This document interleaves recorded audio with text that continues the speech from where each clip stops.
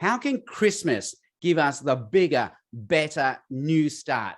So my name is Sam Chan. Thanks again for having me. I am from Third Space, and I'll be trying to answer this question now in the form of a 15, 20-minute talk, followed by some question and answer from you guys.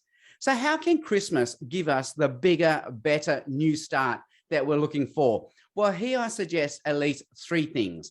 Number one, Christmas can give us a bigger, better new start because we don't have to climb the ladder anymore.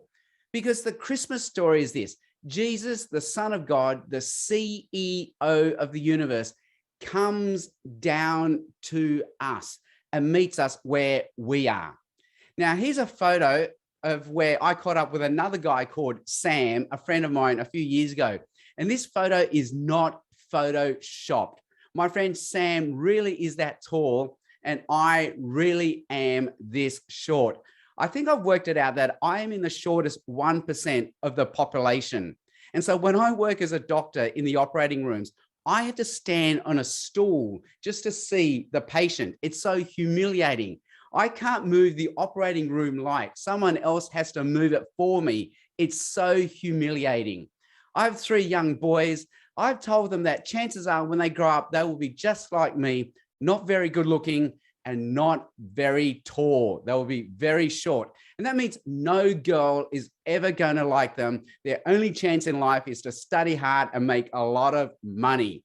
Now, of course, it's a joke, but it's only a bit of a joke because we know that in real life, really, we have to be big, strong, and mean. They're the winners, the biggest, the strongest, the fastest, the meanest. And that's why we talk about success as being like a tall person. It's about jumping hurdles. It's about climbing mountains. It's about climbing the ladder of success. But Jesus in the Christmas story flips it all around, because in the Jesus story, Jesus, the Son of God, the CEO of the universe, comes down the ladder to meet us where we are. But it's more than that, because we read in the Christmas story, Jesus wasn't just born as a baby. He was born in a manger, like being born in a dumpster. He was defenseless and he was homeless, because we also read that for the first few years of his life, he was like an asylum seeker, a refugee fleeing his country, fleeing a genocide. Jesus comes down his ladder and meets us where we are, which is fascinating, isn't it? Because in most religions, it's the other way around. We are somehow supposed to climb the ladder to God. We climb the ladder to heaven. We have to make ourselves good enough for God. But in the Jesus story, Jesus comes down the ladder and he makes himself good enough for us. And even if we're not religious, even if we don't believe in God, or if we don't believe in the Christmas story, we do the same when we read self-help books, because self-help books are all about how we can be better than who we are. But they all ask us to climb the ladder through our own sheer hard work, through determination, through discipline. We are meant to lift ourselves by our bootstraps and make us better than who we are. But Jesus comes down the ladder and says it's not about determination. It's not about hard work. It's not about discipline. It's actually about grace. It's a free gift. And if God can be kinder to us, we too can be kinder to ourselves. The second way that Christmas can give us the bigger, better new start that we're looking for is this: we don't have to look for validation anymore. Why? Because Jesus doesn't just come to us as a baby. Jesus comes to us as us. He becomes our species of life on this planet. He takes on our atoms and molecules. He becomes us. And in doing so, he validates us. Now, as you heard earlier, I work as a doctor part-time. I work in the operating theater, and I work as a surgical assistant. And you're wondering, what is a surgical assistant? Well, I'm the guy who holds your leg while the doctor operates on your leg. Just like a mechanic might need an assistant to hold up the bonnet of the car while they change your oil, a surgeon needs me, an assistant, to hold the leg while they operate on your leg. A trained blind monkey can do what I do. So the nurses in an operation will look at the surgeon and they think, oh yeah, I can see how that takes 6 years of med school. That takes skill. Then they look at the anaesthetist who's keeping you alive and they think, yeah, I can see how that takes 6 years of med school. That takes a lot of skill. Then they look at me holding your leg and they think, how does that take 6 years of med school? There is no skill involved. I'm at the bottom of the hierarchy in the medical world. You know, in medicine, we have that saying, not just a GP, because, buddy, you are just a GP. Well, I'm the guy who couldn't even become the GP. I'm lower than the GP in the hierarchy chain. You know, earlier this year, we had the vaccine rollout and the healthcare workers got to jump the queue. The healthcare workers got all their vaccines before everyone else did because they were essential frontline workers. And they all got emails from the health department to say it was their turn to jump the queue and they could get their vaccines ahead of everyone else. So I was watching all these doctors and nurses getting their vaccines, their shots, and I'm thinking, where's my email? Like, where is my email? How come I'm not getting an email yet? I was the last to get the vaccine out of all the healthcare workers because I was the least essential out of the essential healthcare workers. I was right down the bottom. It was very hard to find validation in my job. It was very hard to find value, worth, and dignity as the leg holder. And that's life. We look for validation. We look for value, worth, and dignity in what we do and what we own. And so we find validation by having the trophy job. We find validation by having the trophy family. We find validation by having the trophy holiday.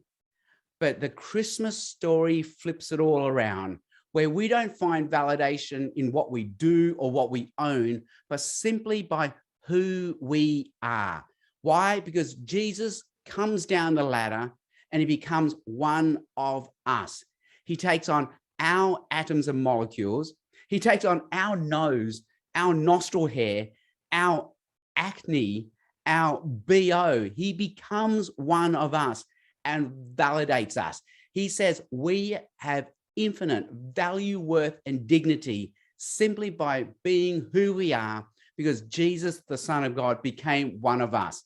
And that means whether we're a leg holder or a surgeon, whether we're a cleaner or a CEO, whether we're an Uber rider or an airline pilot, we don't just have equal dignity, we have infinite dignity. Why? Because Jesus became one of us. And the third reason why Christmas gives us the bigger, better new start that we're looking for is this. We can have life in its fullest because of the Christmas story. Because in the Christmas story, Jesus isn't just born as a baby. The Christmas story is full of miracles. The birth itself is a miracle because we have the miracle of the virgin birth. Jesus is born of a virgin, the Virgin Mary. But it doesn't stop there because when Jesus grows up, his famous miracle is he turns water into wine. His other famous miracle is he feeds 5,000 people from just a few loaves of bread. And the greatest miracle that Jesus does is this. He dies on a cross for us, and then he rises from the dead back to life. And then Jesus offers that same miracle to us. He says we too can have the miracle of a new birth, a new life. Now, if you stalk me on social media, you know that I love to barbecue. And I love doing the slow charcoal barbecue, the low and slow charcoal cooking. And it's quite nervous, like for 12 hours you're cooking.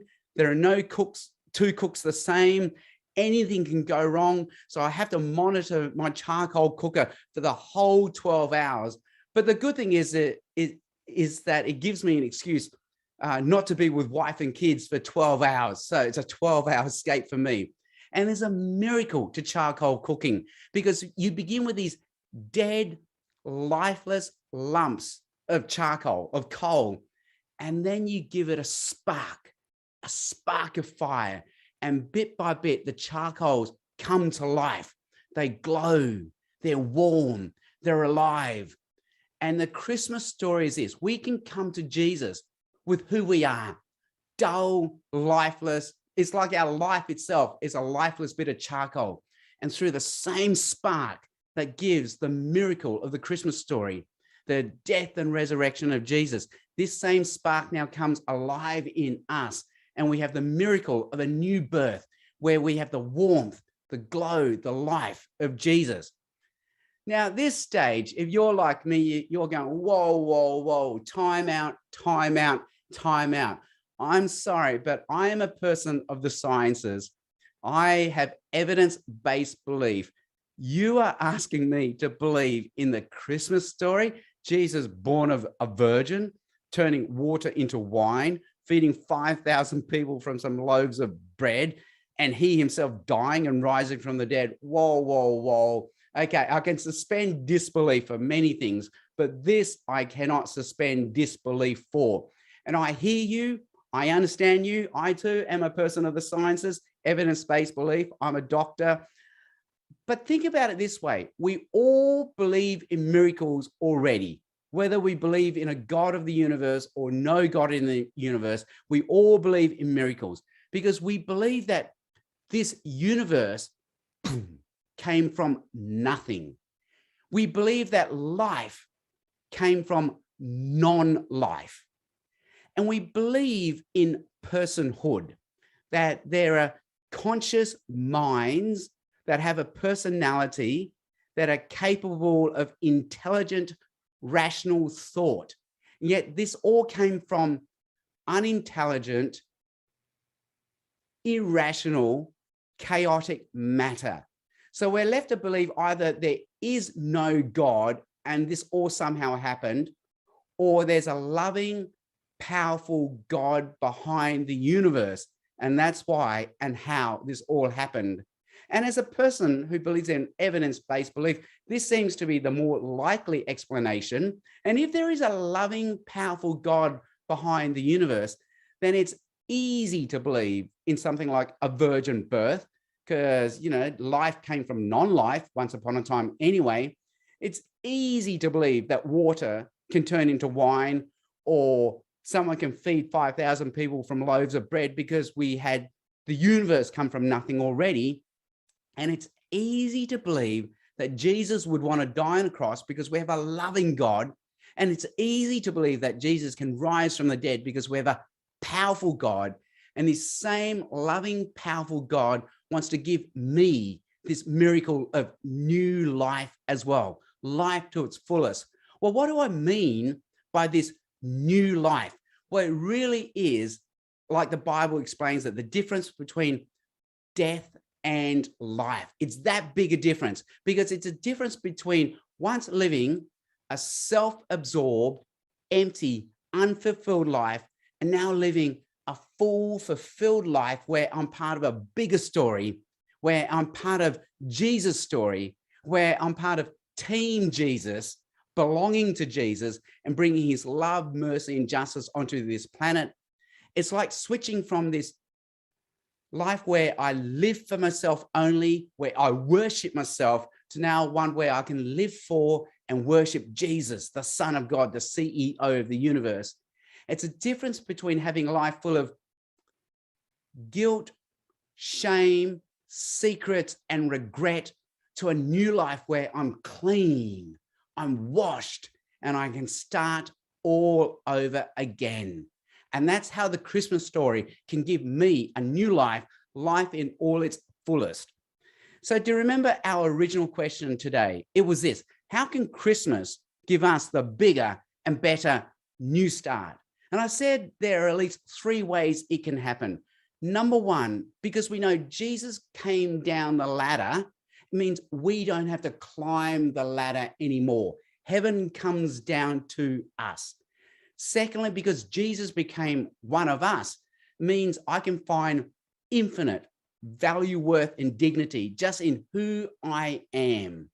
And the third way Jesus in the Christmas story gives us a new start is this: we can now have life in all its fullest through the miracle of Christmas, the miracle of new life, of new birth.